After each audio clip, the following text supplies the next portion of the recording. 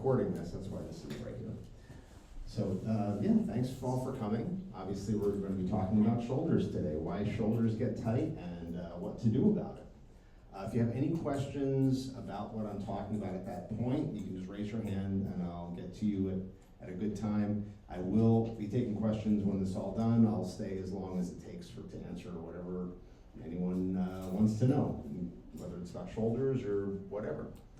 So, I know it's pretty wide open, but hey, I'm here. So, of all the clients I've seen, I've been doing this for a little while, what is the most injured area of the body? And clearly, it's the right pinky toe. Yeah. Obviously, since we're here for a shoulder talk, it is the shoulder and that whole area. And we're going to talk about why.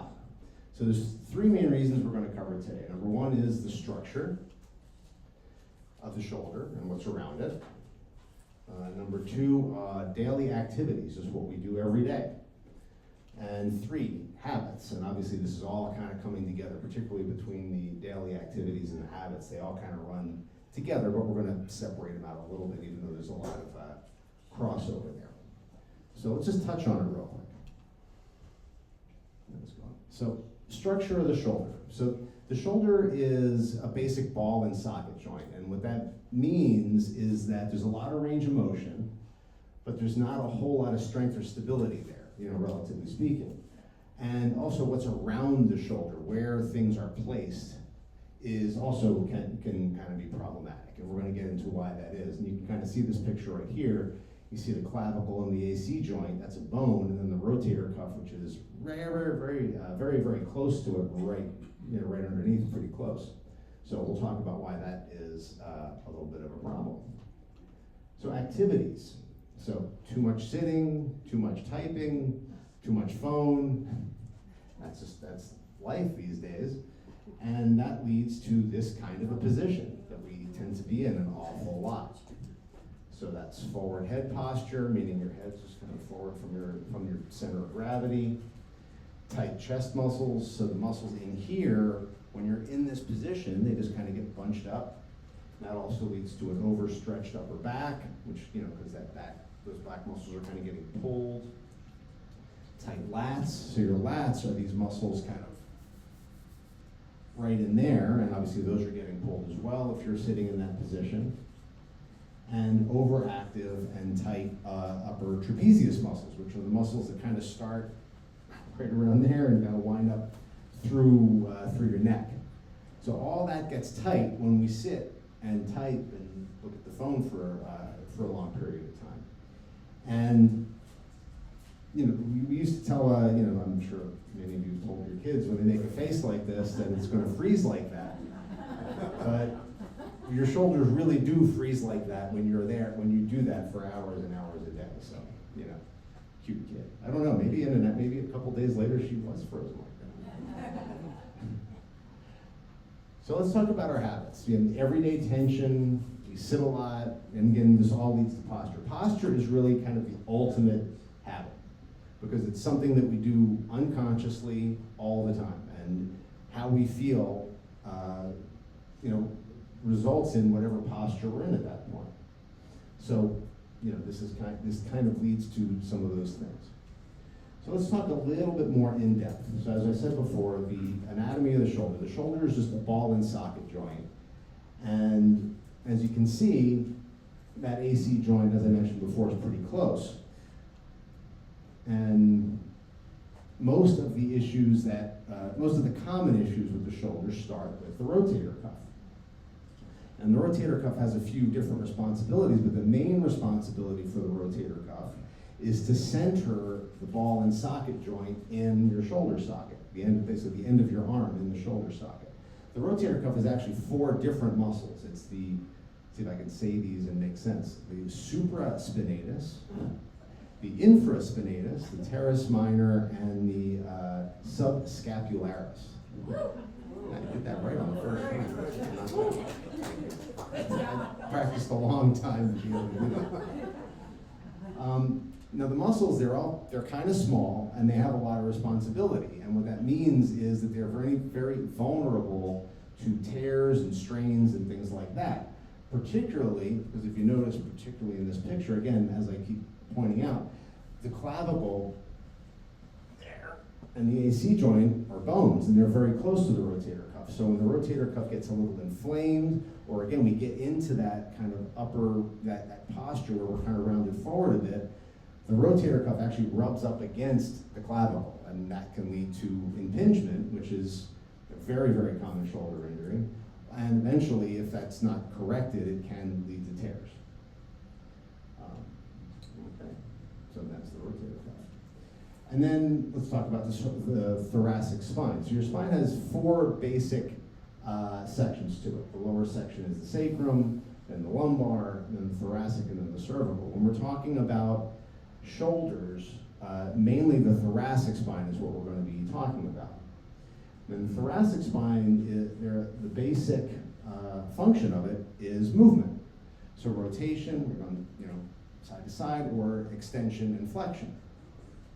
So let's work on this for a second. We can kind of demonstrate something that's very important. So I want everyone to sit in your chairs and sit nice and tall as you can. And do the best you can with this. And if you move, just not much, but just don't smack anyone in the head. So sit nice and tall. Let your arms just kind of relax at your sides. And then just very slowly raise your arms all the way up. And just take note of how that feels and where your arms are right now. Okay? And then relax. Okay. Now what I want you to do is just very slightly, you don't have to do it very much, just shrug just a little bit, and then do the same thing. Raise your arms up over your head. Good. And you notice the difference there, right? You might have been able to get close to that same range of motion, but probably not that much, and it was certainly a lot more uncomfortable. So that, what we basically did when we hunched up like that is we kind of locked that thoracic spine so it didn't move very well. And that is what will happen. So if you don't get the movement from the thoracic spine that you should be getting, what happens is the lumbar spine has to take over. And the lumbar spine's basic job, that's the lower spine right there, that primary function is stability. It doesn't want to move very much. So if it has to move because the thoracic spine is locked up, that can lead to back pain. So that is why a lot of back pain has very little to do with the back itself. A lot of times it's about something that's locked up in your shoulders or your hips. Okay, it's kind of a little aside, but it's a very important point as to how the shoulders affect your hips and your back. So now the pec minor. Okay, that's that red muscle primarily, whose job is to move the scapula forward a little bit. So let's have another little experiment. So just take your first two fingers, and you have your shoulder right here, you have your pec right there. I want you to jam those two fingers right in between them as hard as you can. It probably feels like you want to jump through the ceiling right about now. Anyone getting that? Okay, that's your pec minor. And if you're really feeling that, it's because it's a little tight. Because the pec minor, that's the primary victim of kind of oversitting and typing in this hunched position. That pec minor is constantly being tightened. Okay? We're going to get to what to do about that. So how do we keep our shoulders healthy? So things to work on. First thing to work on would be posture and being aware of your posture. The second thing, posture. I think everyone's getting the point. Third thing, posture. Can anyone guess the fourth thing? There it is, posture. And then a little more about posture, in case you haven't gotten the point yet. Whatever we do, we're going to get into some more specifics about some exercises and how to roll things out, and then that stuff's all great, and it can very much help. But what I mean by this is you can do all that stuff, but if you're not aware of your posture and you don't try to just constantly changing your posture, none of it's really going to hold. The posture is the most important thing, and we kind of demonstrated that just with that movement right there. Just that little bit just makes such a huge difference over time. Okay. So I like to tell people to be like Howdy Doody. when we're talking about posture. What I mean by that is, pretend that, like Howdy Doody, you have a string coming right from the top of your head, and someone's just pulling that string. And that's just going to lengthen out that spine. It's going to balance your head right, right where it's supposed to be. Everything's just going to be lined up. And we want to think like that, And over time, the more we think like that, the more we're aware of that, the better the posture is going to be. And I'm going to talk about that an awful lot today. So this is also just another example. You have the guy in the middle. You can just see that string is just being pulled, and he's nice and tall. And either side of him, he's got some kind of an issue with a forward head and the resulting postural problems with that. So let's talk a little bit about forward head posture specifically, because that's what's going to be, kind of foremost here. So notice the rounded upper back that both of these guys have. And for every inch forward your head sits from that center position, your spine has to hold 10 more pounds of pressure. And the lumbar is what's going to take the brunt of that load. Okay, and let me go back for a second. You can kind of see the difference if you look. This low back there and there, you can see almost how much, you can kind of almost feel how uncomfortable that looks right in that low back.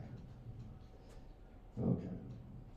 So let's talk a little more about elevated shoulders. So the trapezius muscles right there, which again, kind of go up into your neck. If you have that forward head posture, those muscles are going to be constantly tested and stretched. And we have lower trapezius muscles too, and in a perfect world, they're working together. The upper trap muscles pull the shoulders up, the lower trap muscles pull the shoulders down. In a perfect world, they're working very evenly, and the shoulders are where they're supposed to be. But obviously, when you're frozen into that position, the upper traps are going to take the brunt of that. And what it's also going to do is tighten up that levator scapula muscle, which is the muscle kind of on the side of our neck. So if you get a lot of headaches, that is frequently the culprit. They call that the headache muscle, because if that muscle is really tight, you're going to get a lot of headaches from that. So I love this. I want greater self-awareness, but can I continue to be unaware of my bad qualities? It's really good. And this is getting back to that posture, as I said before. Posture is the ultimate habit. And the only real way to affect long-term change with it is awareness. You have to be just aware of what good posture feels like and what bad posture feels like, and be able to kind of get into good positions. And you always have to be thinking about it. And it's kind of a pain in the butt, at first especially, but like any habit that you're trying to create, it takes a lot of awareness at first, and then eventually, as it becomes more and more of a habit, to be able to not think about it and obsess about it and all those kinds of things, it'll just start to be there. And you're also going to feel a heck of a lot better, which is really what we're really trying to do here. So, and you might say, I work out a lot. Maybe I go to a couple classes a week. I'm in the fitness center doing different things each week. So you're in the fitness center like 3 to 6 hours a week, and that's a lot. And it is a lot. Like, you don't need to be working out 6 hours every single week, but that does mean that there's 162 hours that you're not. So if you're thinking that being in the gym is going to take care of all of this, it won't. It just kind of solidifies good movement patterns, but you have to always be aware of it. You've got to do the work. So let's move on. Now that we've talked about posture, everyone wants to punch me probably. It's very important. Things to work on. So soft tissue work, which we're going to talk about, you might not know what that is, and appropriate exercises. And I divided those up into 2 different categories. Corrective mobility exercises and strengthening exercises. And those are related but a little different. We'll talk about why that is. But we'll start with soft tissue work. So what we're going to be working on mainly with soft tissue work are going to be these 3 muscles, which we've talked about: the rotator cuff, the pec minor, and your lats. Okay. So soft tissue work, you're going to use there's a lot of different tools. These are kind of the most common ones, and we have all these down in the fitness center too, by the way. A foam roller, a lacrosse ball, a Theracane, a massage stick. And what you're going to do is you're basically using these tools to massage the areas that you're rolling, that you're applying the tool to. And this is going to do a few things. First, there's going to be some scar tissue in there. We have scar tissue all over, just through movement, through life, through tension. It all just kind of works up in there. And so it's going to help break through that to some extent. But the most important thing that it's going to do is it's going to teach your muscles how to relax, which is really, really big. There's a function in your body called reciprocal inhibition, which is also, took me a while to practice, so I can say. And what that is when the body feels threatened, feels like an injury is coming, it's going to tighten up to protect itself. So when we just did that with our pec minor, that was your body saying, whoa, what's that? We got to stop. We got to protect ourselves because it feels like something's going to get hurt here. When you do soft tissue work, you're teaching the muscles how to relax. You apply that tool to whatever area you're going to be doing, and you leave it there, and you just kind of sit on it. And you'll hear me, if you're in a class, you'll hear me say something like, just sit on it and breathe. The breathing is a huge signal to your body that everything's okay and it can relax. And if you do this, what I found with most soft tissue work, if you're consistent about it, within a week or two, those muscles really calm down. You have to be consistent with it and you have to do it right, which we're going to talk about too. But it feels pretty uncomfortable the first time you do some of these things, but it does get better and it starts to actually feel really good after a while. And once you've kind of broken through some of that scar tissue and the muscles are relaxed, you're going to have a greater range of motion, which can be a good thing if you know how to use it. So let's watch a video real quick, and this is just a few things you can do with soft tissue work. I'm using a lacrosse ball against the wall.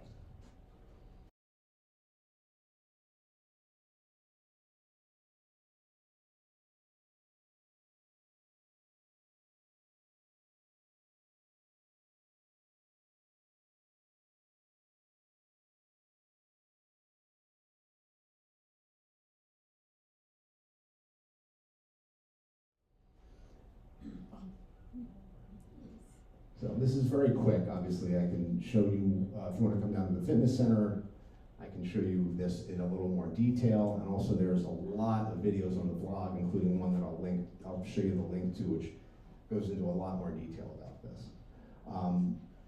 So the moves aren't that difficult. You just have to kind of know where to put the ball. What about the Theracane? What is the Theracane and how do you use that? I've seen it in the center, but I have no idea about it.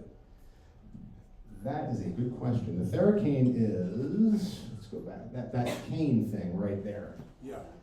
And what this is for is specifically up in your traps and sometimes in your spinal erectors, because you can't really get the foam roller or a lacrosse ball up here. It just doesn't get there. So the Theracane is, you basically put this knob right on your trap and you just kind of let it hang there. And it's pretty good. Again, it takes a second to kind of show you how to do it, and I can show you down there. But it can be very effective for those knots, literally right in your traps, because there's no other way to get there yourself without having someone just kind of digging in on you. So.